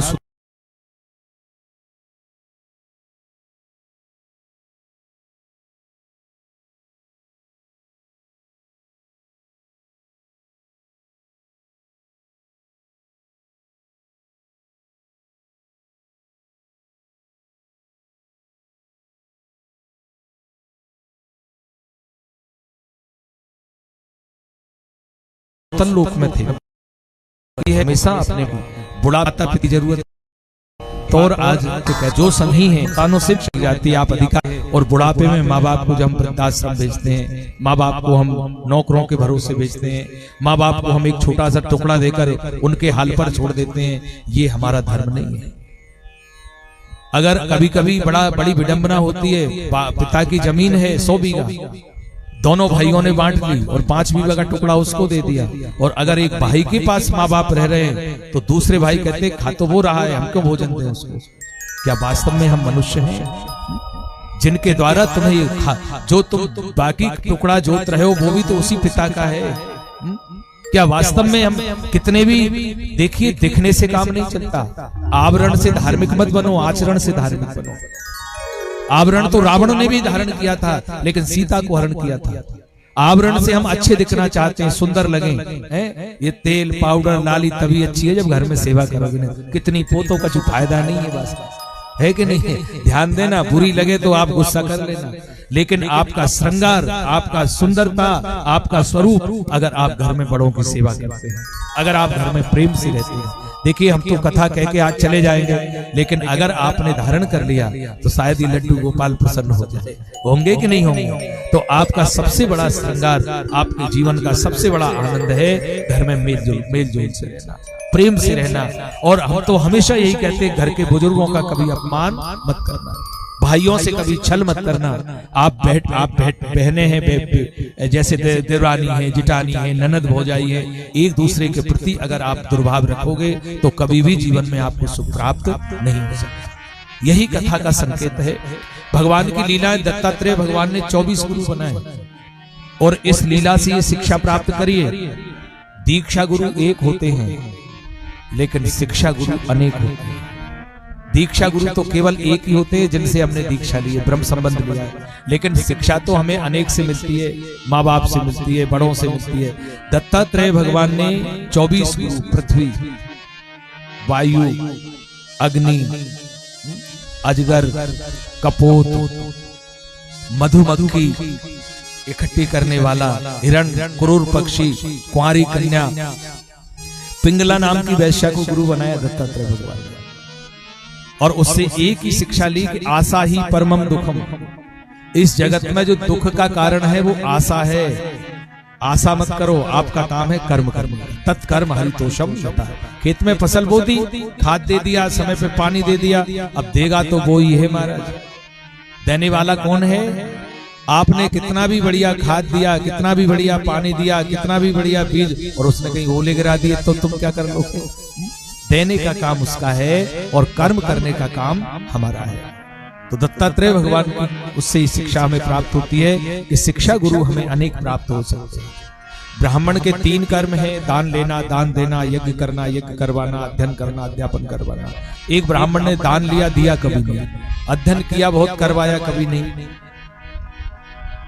यज्ञ करवाए बहुत, किया कभी नहीं। तो उस ब्राह्मण ने बहुत सा धन इकट्ठा कर लिया, लेकिन जब वो वृद्ध हो गया तो कुछ धन तो रिश्तेदारों ने छीन लिया, कुछ चोर चुरा कर ले गए।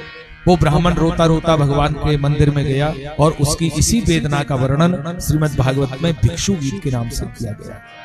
इसके बाद पुरुरवा जो राजा था, स्वर्ग की अप्सरा उर्वशी उसकी पत्नी बनी, लेकिन उर्वशी जब उसको त्याग कर चली गई, और उसके विरह का जो वर्णन किया गया वो श्रीमद् भागवत में एल गीत के नाम से किया गया।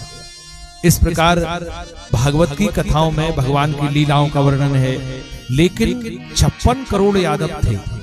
कितने यादव थे? 56 करोड़। और धन की 3 गति हैं, दान, भोग और नाश। दान करके अगर भोगते हैं तो प्रसाद बन जाता है। दान मत करो, भोग लो, बच्चों को बढ़िया पढ़ाओ, विवाह करो, खूब उनको मकान बनाओ, ये भी बुरा नहीं। दान करो, अगर दान करने का मन नहीं है तो उसको भोग लो। किंतु अगर आपने दान भी नहीं किया, आपने भोगा भी नहीं, तो घर में ही कोई ऐसा कुकर्मी पैदा होगा जो नाश कर देगा, जुए सट्टे में लगाएगा या नहीं लगाएगा। तो भगवान सोचने लगे कि 56 करोड़ यादव हैं, जब मैं गौलोक चला जाऊंगा तो ये पाप करेंगे। और इस लीला से हमें ये शिक्षा मिलती है कि हमारे ठाकुर जी इतने खतरनाक हैं, खुद के खानदान को भी नहीं छोड़ा। तो इसलिए आप तो उसकी शरण गति में रहो तो ही बढ़िया है, तो ही आनंद है। उन्होंने अपने परिवार को भी नहीं छोड़ा, श्राप दिलवा दिया। कुछ यादव बालकों ने जामवती के पुत्र सांब को स्त्रियों के वस्त्र पहनाए, पेट से एक लोहे का मूसर बांधा, पिंडारक तीर्थ में गए कि महाराज ये स्त्री गर्भवती है, पुत्र होगा कि कन्या। तो दुर्वासा ऋषि ने कहा कि इसके पेट से मूसर बंधा है और इसी से तुम्हारे वंश का नाश होगा। वो यादव बालक घबरा गए, महाराज उग्रसेन से कहा। तो उग्रसेन ने वो मूसर निकाला, उसका चूर्ण किया, चारों तरफ फेंक दिया, जिससे बिना गांठ का घास उत्पन्न हुआ, और लोहे का टुकड़ा समुद्र में फेंका तो मछली ने निगल लिया। मछुआरे ने मछली पकड़ी, पेट को चीरकर वो लोहे का टुकड़ा निकाला तो जरा नाम के वहेलिये ने अपने बाण के अग्रभाग पर लगा दिया। भगवान कृष्ण लेटे थे, पैर का पदम चमक रहा था। वहेलिये ने सोचा कोई हिरण की आंख है, उसने उसी बाण का प्रहार किया जिसपे वो लोहे का श्रापित टुकड़ा लगा हुआ था। गुजरात में सोमनाथ के निकट स्थान है बैरावल। ऐसी मान्यता है कि वो ठाकुर जी का ही शरीर माना जाता है जिस जगह उन्होंने त्यागा। किंतु गर्ग संहिता में ये बड़ा सुंदर अपनी जो शंकाओं के समाधान है, शास्त्रों को सबको जब अपन अध्ययन करते हैं तो समाधान भी उसी में होते हैं, शंका की पूर्ति भी उस समाधान से हो जाती है। ये वहेलिया भी त्रेता युग का बाली था, भगवान ने छुपकर बाली को मारा था। तो इस लीला के माध्यम से ये संकेत दिया गया कि भगवान भी अगर मनुष्य का रूप धारण करते हैं तो भगवान को भी प्रारब्ध भोगने के लिए यहाँ आना पड़ता है। भगवान की आज्ञा से जो यादव पिंडारक तीर्थ में रहे उनके वंशज तो आज भी यहाँ हैं, लेकिन जिन्होंने भगवान की आज्ञा नहीं मानी वो मुंजा टवी नामक जो घास थी, जो लोहे के चूर्ण से पैदा हुई थी, उसी में वो झगड़ा कर करके समाप्त हो गए। सत्संग की महिमा का वर्णन किया गया कि कलयुग में सबसे बड़ा महत्व, पुष्टि में भी महाप्रभु वल्लभाचार्य जी भी आदेश करते हैं महाप्रभु जी कि सत्संग जो नहीं करे वो वैष्णवी नहीं है। बोलो जय श्री। अगर आपके घर में ठाकुर जी की सेवा है, आपके अंदर सब कुछ है, लेकिन अगर आप सत्संग नहीं करते, सत्संग का महत्व क्या है कलयुग में कि जो फल चारों धाम करने से प्राप्त होता है, जो फल 84 कोस दंडोत करने से होता है, जो अश्वमेघ वाजपेयी सोमयज्ञ कराने से फल होता है, वो फल क्षण मात्र के सत्संग से हमें प्राप्त हो जाता है। तब गोस्वामी जी ने कहा है कि तात स्वर्ग अपवर्ग सुख धरिये तुलाए के अंग, तुलना ताही सकल मिलई जो सुख लव सत्संग। सत्संग का मतलब ये नहीं होता कि हमें ज्ञान कितना है, सत्संग का अर्थ है जीवन में संस्कारों का प्रवेश करना, संस्कार को धारण करना, अपने अंदर दया हो, करुणा हो, रहम हो, सेवा हो, समर्पण हो, श्रद्धा हो, इन सब को धारण करना ही सत्संग का अर्थ है। सत्संग की महिमा का वर्णन किया गया। कलयुग के धर्म बताए, निर्बीजा पृथ्वी, पृथ्वी बीज रहित हो जाएगी, निरोष दरिसा नीचा महत्वम गता, दुष्ट लोगों को सम्मान दिया जाएगा, जो जितनी बेईमानी से धन कमाएगा उसे उतना ही चतुर माना जाएगा, और जो जितना साधारण ढंग से बैठेगा उसे उतना ही अकर्मण्य माना जाएगा। लेकिन पत्नी पत्नी से विरोध करेगी, पुत्र अनाज्ञाकारी होंगे, भाई भाई में छल कपट होगा, राग द्वेष फैलेगा, समाज में वैमनस्यता फैलेगी। कलयुग में इतने अपगुण होने के बाद भी जहां पर भगवान की सेवा होगी, जहां पर नाम संकीर्तनम, जैसे जोर से बोलिए जय श्री, नहीं इतने धीरे कलयुग नहीं भगने वाले, जोर से बोलो तब कलयुग भगेगा। जय श्री। हाँ, नाम संकीर्तनम सर्व पाप नाशनम प्रणामो दुख समनस्तम नमामि हरि। कलयुग में केवल भगवान का नाम संकीर्तन, जहां आप नाम लेंगे, जय श्री कृष्ण बोलेंगे, आपस में उच्चारण करेंगे, वहां पर कलयुग का प्रभाव नहीं होगा। 7 दिन हो गए, सुखदेव जी ने परीक्षित जी से कहा कि भाई मैंने ये अमर कथा सुनी है, तोते के रूप में भगवान शिव से 12 वर्ष अपनी माँ के गर्भ में, फिर अपने पिता व्यास से। परीक्षित तुम इस कथा को सुनकर हो गए अमर? परीक्षित जी ने कहा हाँ। कैसे? कि अब मैं समझ चुका हूं शरीर का नाश होता है, आत्मा का नाश कभी नहीं होता। यही भागवत कथा का संदेश है। मैं शरीर नहीं हूं। कथा के माध्यम से हमें यही समझना है कि शरीर तो जिस प्रकार गीता में भगवान कहते हैं कि हम पुराना वस्त्र त्याग कर नया वस्त्र धारण करते हैं, उसी प्रकार ये आत्मा एक शरीर से दूसरे शरीर में प्रवेश कर जाती है। तक्षक परीक्षित जी को डसने जा रहा था। रास्ते में एक कश्यप नाम का ब्राह्मण था जो परीक्षित जी को बचाने जा रहा था। जब तक्षक को पता चला कि परीक्षित जी को बचाने जा रहा है धन के लिए, तो तक्षक ने बीच में ही बहुत सारा धन देकर उस ब्राह्मण को वहां से विदा किया। परीक्षित जी का पूरा शरीर वज्र का हो चुका था, केवल नासिका का भाग शंका करने के कारण कमजोर रहा। भौरे के रूप में फूलों में बैठ कर आया। परीक्षित जी ने पूजन के लिए फूल उठाए तो उन्हीं में तक्षक छुपा हुआ था, अपने असली स्वरूप में आया। महाराज परीक्षित जी की नासिका का पर उसने प्रहार किया और इसी से महाराज परीक्षित जी को मोक्ष की प्राप्ति हुई। जन्मेजय ने सर्प यज्ञ करवाया, सर्प कुंड में आकर जलने लगे, लेकिन तक्षक जो था वो इंद्र के सिंहासन के नीचे छुप गया।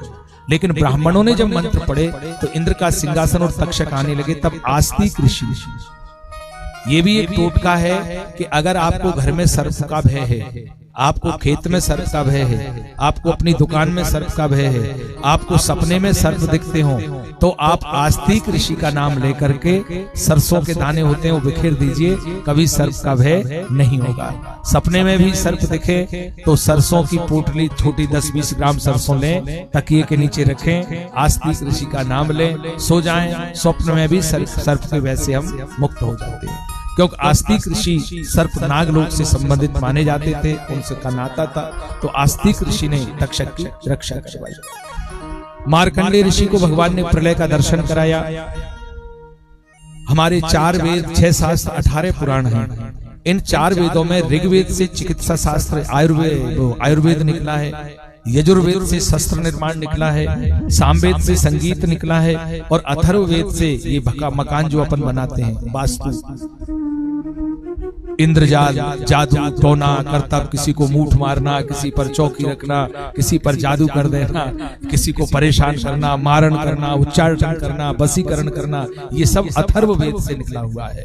तो चारों वेदों की विशेषताएं बताई गई। अंत में मूल भागवत आती है कि अहमैवास्मै वाग्रे नान्धसत्परम पश्चाद हम यदि तच्यो विशिष्यते सो सम्यम ऋते अर्थ यत् प्रतीयेत ना प्रतीयेत चात्मनि तद्विद्यादात्मनो मयाम यथा भासो प्रथात्मा यथा महन्ति भूतानि भूतेषु चावचेष्वनु प्रविष्टान् प्रविष्टानि तथा तेषु न तेषम्यहम् एतावदेव जिज्ञासं ताव जिज्ञासुनात्मनः अन्वय व्यतिरेकाभ्याम यत् स्यात् सर्वत्र सर्वदा। ये 4 श्लोक हैं मूल भागवत के। पहला श्लोक है ब्रह्म क्या है, दूसरा श्लोक माया क्या है, तीसरा श्लोक मैं कौन हूं, और चौथा श्लोक ये जगत क्या है। ब्रह्म, माया, जीव और जगत।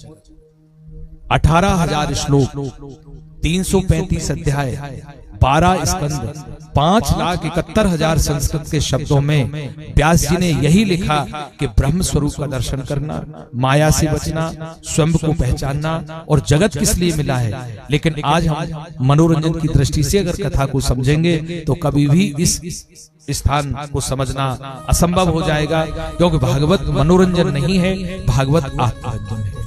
भागवत को सुनकर अगर हमारी आत्मा में परिवर्तन हो गया तो समझ लेना कि भागवत की सार्थकता हमें प्राप्त हो गई। 7 दिन यहाँ हमारे ग्राम डेहरा में हमारे मुख्य यजमान भैया श्री किशन जी और क्या नाम रामेश्वर भैया, उनके परिवार के द्वारा इस कथा का आयोजन करवाया गया।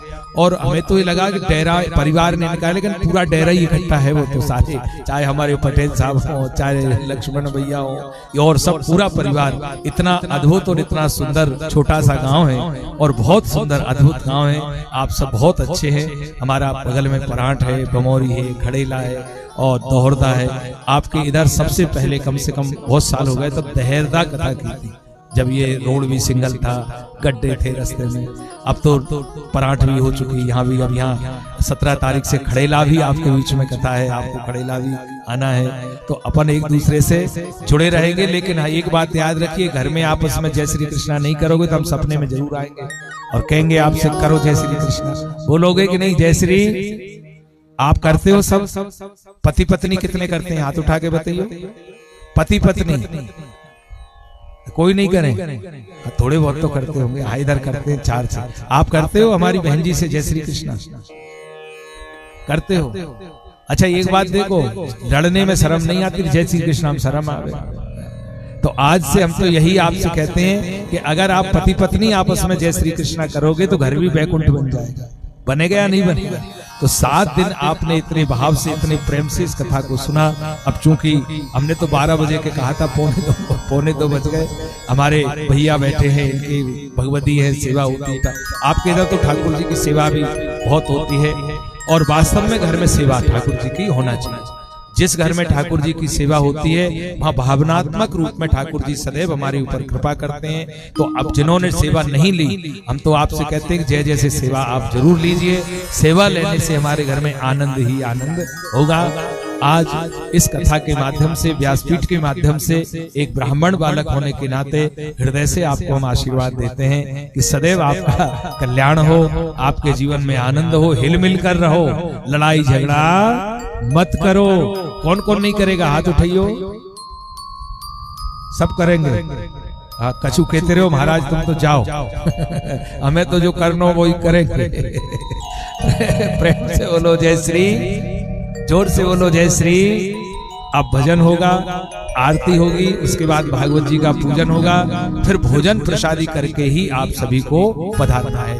बिना भोजन प्रसादी के, क्यों 2 बार हमारे दादा कहेगा श्री के साथ, उन्हें ये डर लग रहा है कि भूखे नहीं चले जाना।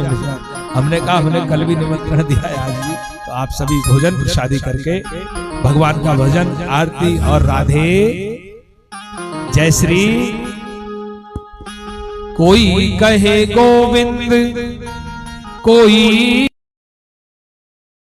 गोपाल, कोई कहे गोविंद, कोई गोपाला, मैं तो कहूँ सांवरिया बांसुरिया वाला, मैं तो कहूँ सावरिया सभी बोलिए, मैं तो कहूँ सांवरिया बांसुरिया वाला।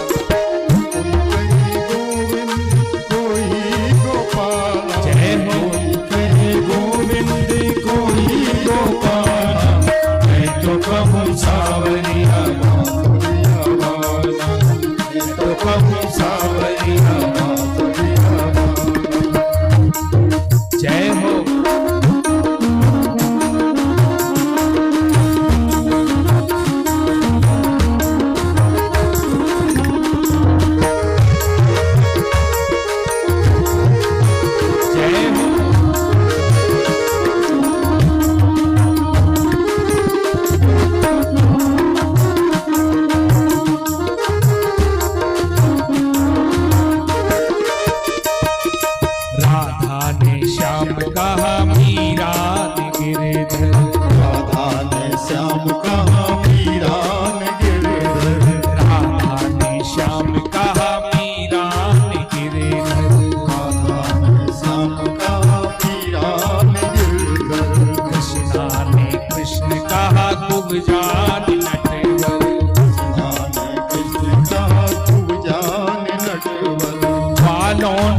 तुझको पुकारा गोपाला, वालों ने तुझको पुकारा गोपाला, वालों ने तुझको पुकारा गोपाला, वालों ने तुझको पुकारा गोपाला।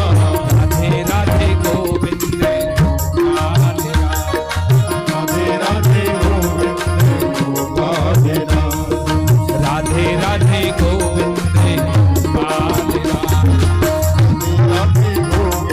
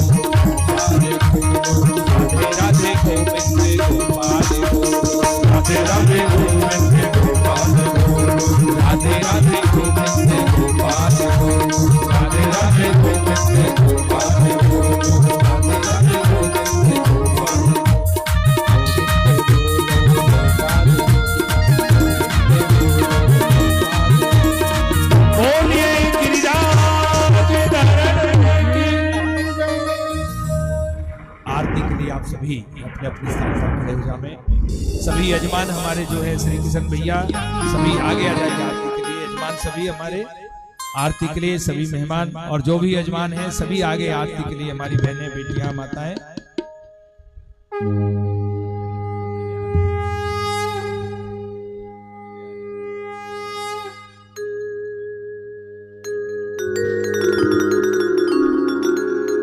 सभी यजमान जो हैं आगे आ जाएं। इधर हैं श्री किशन भैया और आ रहे हैं। हाँ हाँ आ जाइए, तब तक आप करिए, आज समय लगेगा।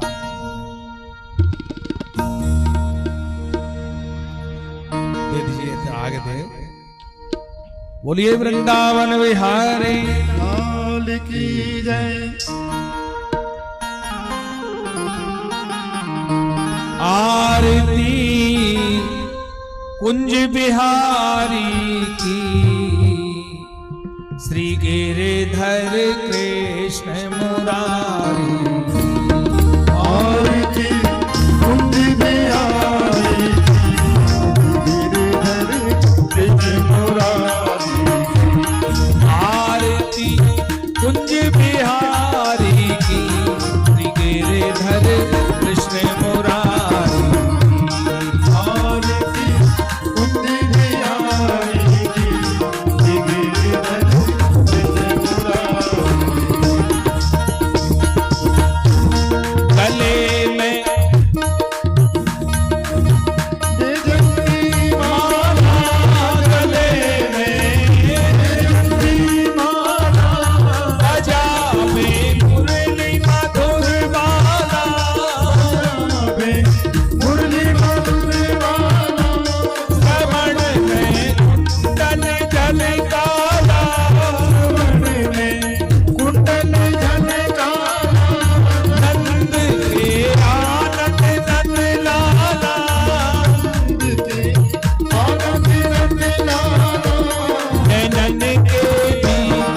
सहोर भी सुरतिया रूप उजारी, श्री गिरिधर कृष्ण मुरारी।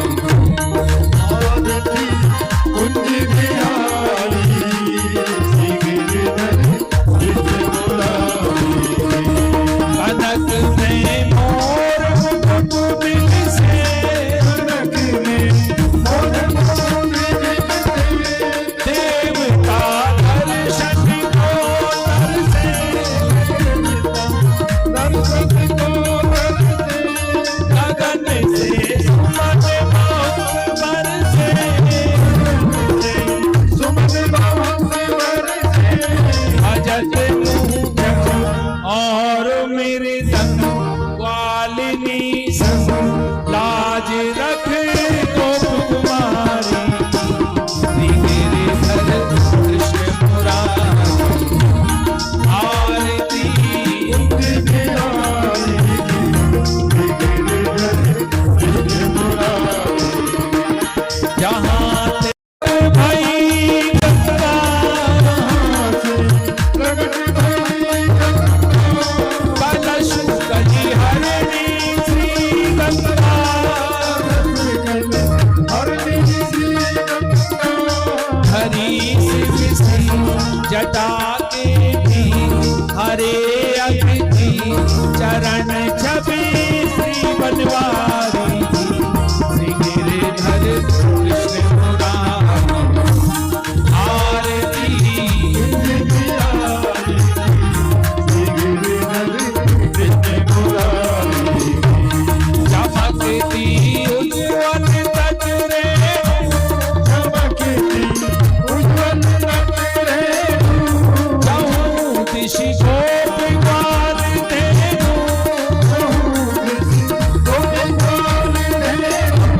बाज रही यमुना तट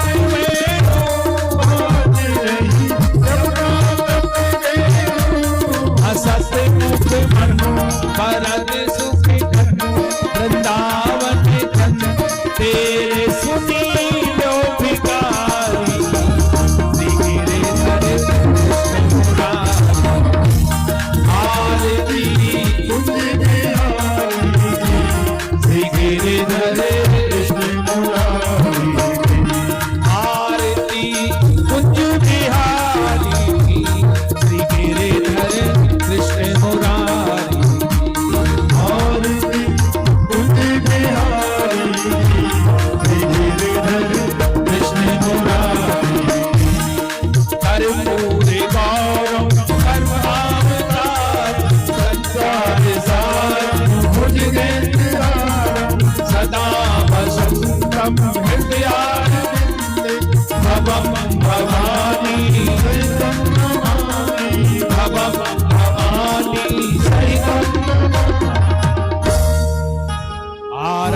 कार्तिक्यं शीतले कर्णम मंत्र पुष्पांजलि हरि ओम ओम यज्ञेन यज्ञमय जन्त देवास्तानि धर